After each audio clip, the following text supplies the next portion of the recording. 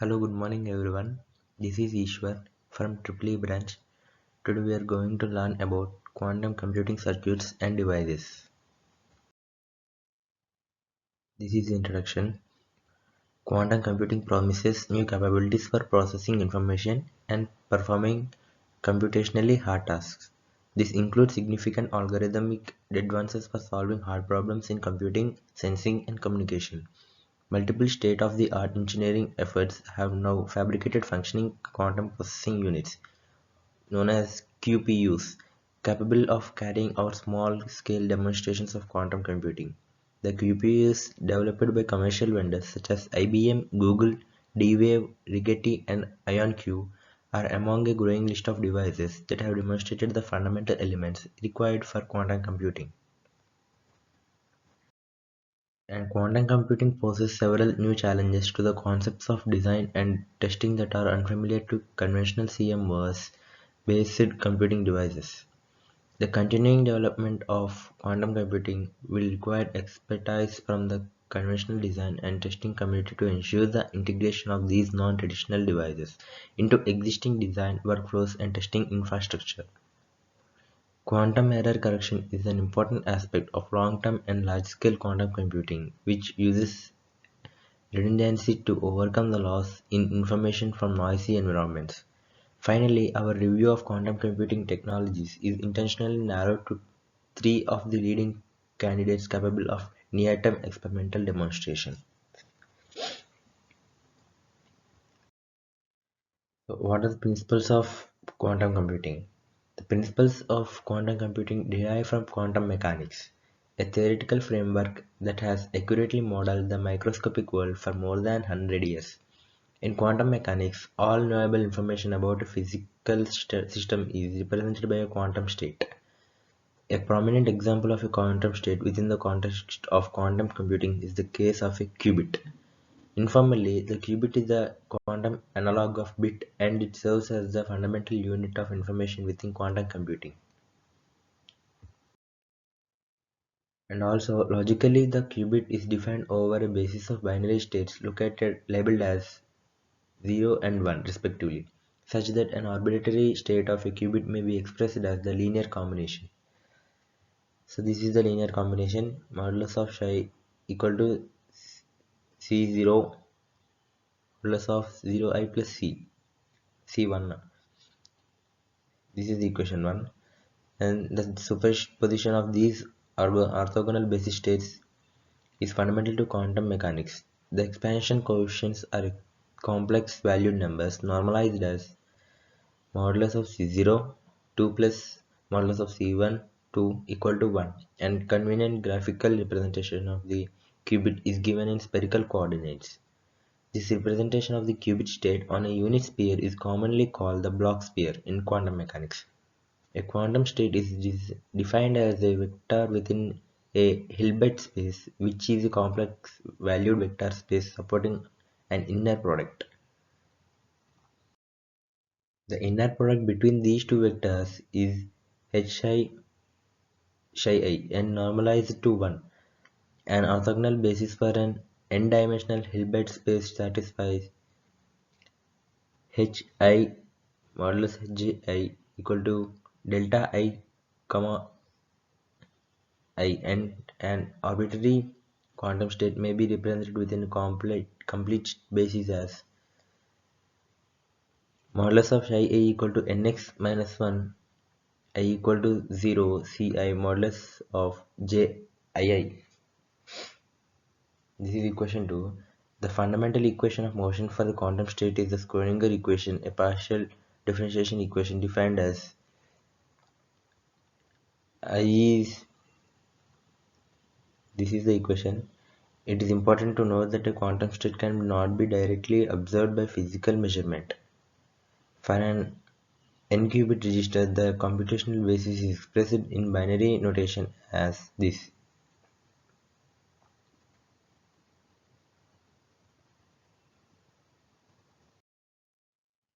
In particular, there are composite quantum states which cannot be expressed as separable quantum products of n single qubit states. Such states are known as entangled states and they are a hallmark of quantum mechanics and therefore quantum computing. For example, consider the quantum state of a 2-qubit register. Modulus of psi equal to 1 under root 2 of modulus of 0102 plus I plus modulus close 1112 I. However, measurements of this quantum state are always correlated such that both results are either 0, 0 or 1, 1, where the probability for each of these outcomes is 1 by 2. The presence of these correlations in the measurement statistics is known as entanglement, and the underlying quantum state is said to be entangled.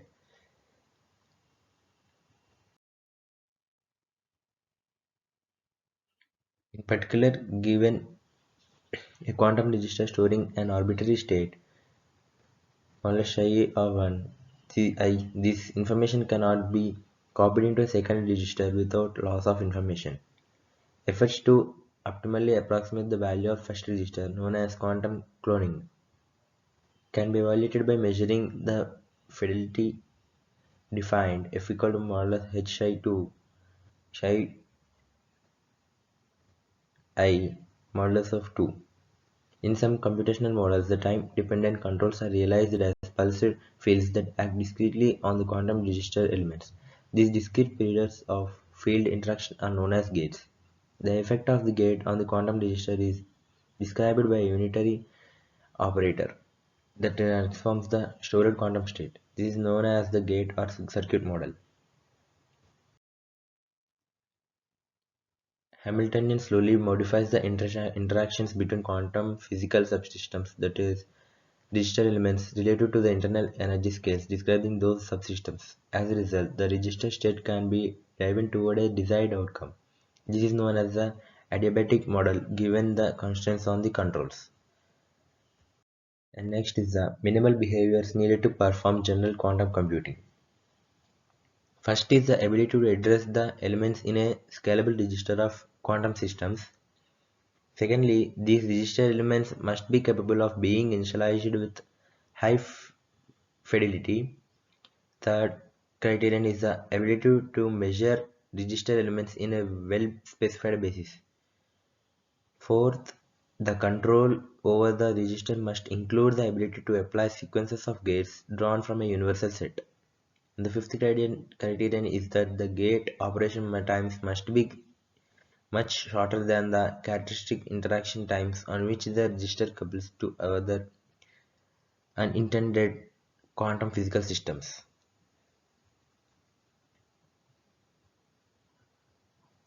So these are the five criterions for minimal behaviors needed to perform general quantum computing. Physical layout restrictions may be overcome by moving stored quantum states between register elements. This is accomplished by using the swap gate, a unitary operation that exchanges the quantum state between two register elements. In addition, a move operation can support long distance transport of a stored value in which the register element itself is displaced. The necessity of these functions depends on the purpose of the quantum computer and especially the limitations of the technology. Presently, all technologies for quantum computing face some constraints on register layout. So, devices for quantum computing. There are many different possible technologies available for building quantum computers, and these are typically classified by how qubits of information are stored. In this section, we provide an overview of three technologies that are currently used for developing quantum computing devices. First one is silicon spin qubits, second rapid ion qubits, third one is superconducting transmon qubits. First we will learn about silicon spin qubits. Silicon spin qubits denote a technology implementation by which quantum information is encoded either in the spin states of an electron found in a silicon quantum dot or in the spin state of the electron or nucleus of a single dopant atom in a silicon substrate. Silicon devices are fabricated with conventional CMOS techniques and consist of gate electrodes. Examples of a silicon quantum dot include the MOS device. The electrons are strongly confined such that lowest electronic orbital energy in the quantum dot or the donor is well isolated from other excited electronic states. The confinement length for the donor electron is approximately 1.5 nanometer in all three dimensions. For the dot electron, these dimensions are approximately 10 nanometer and 2 nanometer in the lateral and vertical directions. Due to the Zeeman effect, the orbital for the confined electron is split into the distinct spin states, increment I and decreasement I. The electron and nuclear spins are coupled by the hyperfine interaction A approximately 117 MHz. The hyperfine interaction A and the electron gyromagnetic ratio YE depend on the orbital wave function of the electron, which can be tuned with electric fields. Electron spin qubits are commonly initialized and measured using spin charge conversion techniques. Charge sensors such as quantum point contact and single electron transistors set and are located adjacent to the quantum dot and are then capacitively coupled to them. The presence or absence of the electrons on the donor or dot can then be detected via a change in current passing through the charge sensors. So this is the diagram of silicon spin qubits.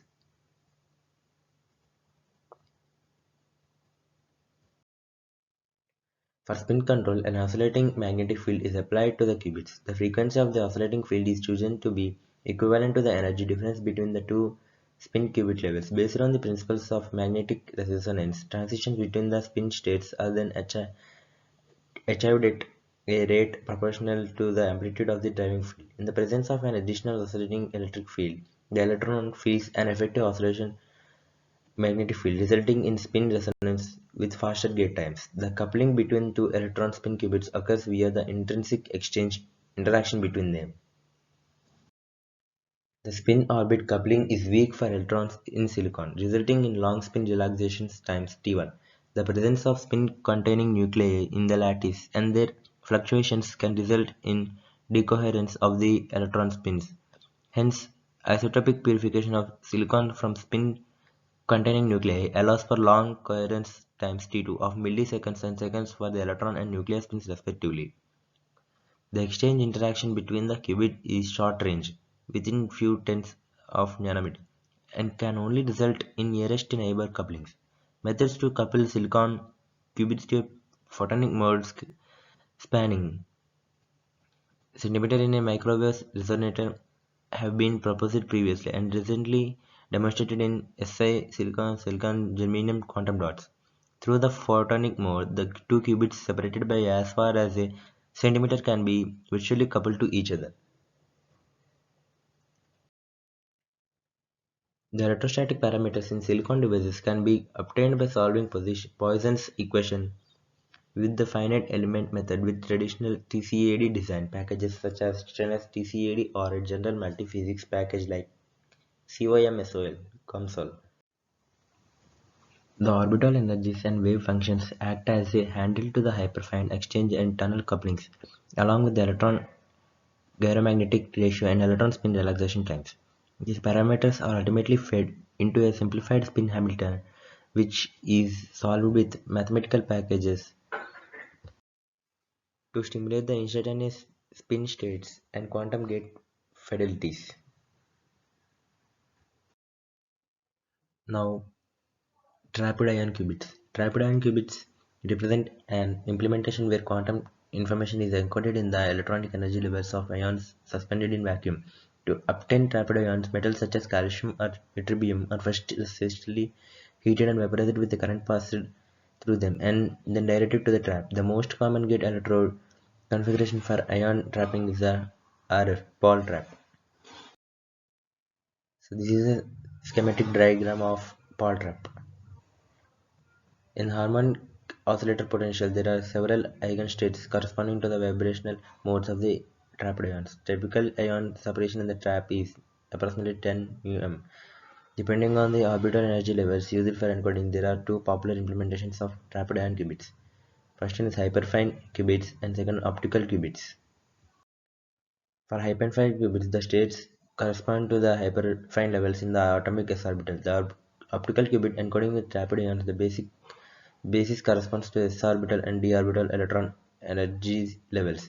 Fluorescent techniques are used to visualize the ions where the qubit states are continuously excited to the p-states with the help of a laser to induce an electric dipole transition. The hyperfine and optical qubits are initialized with optical pumping. The polarization of the laser and excited state is chosen such that spontaneous emission cannot occur to the other basis states based on spin electron rules. Photons from the spontaneous emission are then detected with CCD camera. If the initial qubit state is 0i, the qubit cannot be excited to the p-states by the laser as its frequency is far away from the resonance and there is no output at the CCD camera. The hyperfine qubits can be controlled with two methods. My first one is microwave radiation with frequencies. The example 12.6 GHz per 171 YB plus. Matching the qubit splitting can drive transitions between 0 and 1 states. Alternatively, stimulated Raman transitions with two laser fields can be used to control the qubit state. The frequency difference between the two laser fields is chosen to match the qubit splitting. The Coulomb interaction between the ions serves to mediate the coupling between the qubits. Based on this interaction, the qubit states are coupled to the vibrational modes of the ion chain. Hence, appropriate laser frequencies can help to transfer the qubit state to vibrational modes. The vibrational modes can also be swapped with the subsequent qubit, resulting in a swap gate. Like silicon spin qubits, trapped ion qubits have extremely long relaxation and coherence times. Typical coherence times of the trapped ion qubits due to these effects is of the order of seconds. The coupling rate between the qubit state and vibrational sound mode has been shown to be inversely proportional to the square root of the number of ions in the chain. Now we have superconducting transmon qubits. Transmon qubits encode quantum information in the charged states of superconducting islands connected by Josephson junctions. The superconductors, typically aluminum and niobium, are deposited on a silicon substrate, allowing transmon qubits to be fabricated on a large scale with techniques adapted from the microelectronics industries. The simplified qubit Hamilton can be derived as a quantum analog of a classical LC oscillator, where L is the Josephson inductance and C is the capacitance between the superconductors. The total energy of the system is distributed between the inductor and capacitor and thereby consists of two parts. Josephson energy EJ is equal to approximately 2 by 4E2L. Charging energy is equal to E2 by 2C of the superconductors. As charge states constitute the qubit, they can heavily be susceptible to electric field noise. The noise sensitivity can be minimized with appropriate distribution of energies EJ and EC. This is the schematic diagram. This figure plots the energy levels for several values of EJ and EC and indicates that large values of EJ and EC render the qubits robust against noise. Next, however, this will also lower the difference between qubit splitting and other splittings in the system, often called the enharmony. To perform quantum operations, the transmon qubits are commonly placed adjacent to the superconducting resonator and is capacitively coupled to it. Resonant microwave pulses can be used to control the qubits, as the qubit splitting is approximately 5 GHz. Two qubits which are significantly detected from the resonator can be coupled to each other via the resonator. The coupling rate between the qubits is given by G1 G2 2 of 1 by delta 1 plus 1 by delta 2.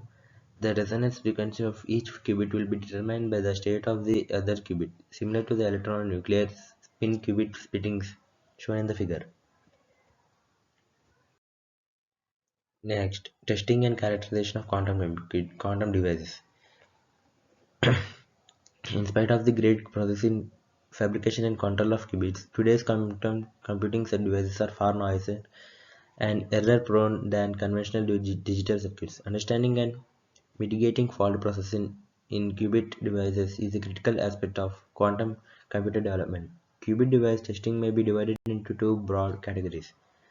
Characterization, wherein the goal is to obtain a detailed model of a device fault modes, and benchmarking, wherein the goal is to determine a few high-level performance metrics. Here is the benchmarking metrics and techniques. The most basic performance metric is the probability that the device outputs the correct state. In the context of quantum mechanics, this corresponds to the inner product between the output state and the intended state, which is called the fidelity. If a qubit device is used to output a specific quantum state, example some reference state or research state, the fidelity of output with respect to this is known state can be estimated by measuring random subsets of qubits along various directions of the block sphere. A qubit device would be used to perform a wide variety of computations, each with a different output state.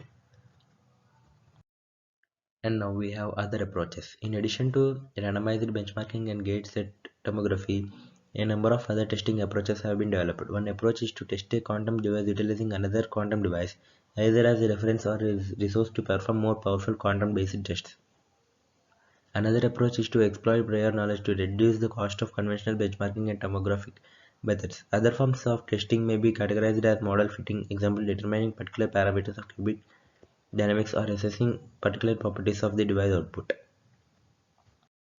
One recently developed approach to characterizing the quality of many qubit devices is to measure the distribution of output states produced by executing random quantum circuits. This overalls the extent to which the device can create and maintain superpositions of computational states, a key facet of the quantumness of quantum computation. The learning process simplicity creates a traceable model of the quantum system. Here we have the summary and outlook. We have summarized the basic features and the requirement for quantum computing devices and specific technologies currently being developed. Silicon spins, rapid ions, and superconducting transformers, and benchmark the behavior of quantum computing, and also principles of operations for performing computation within the circuit model. Thank you.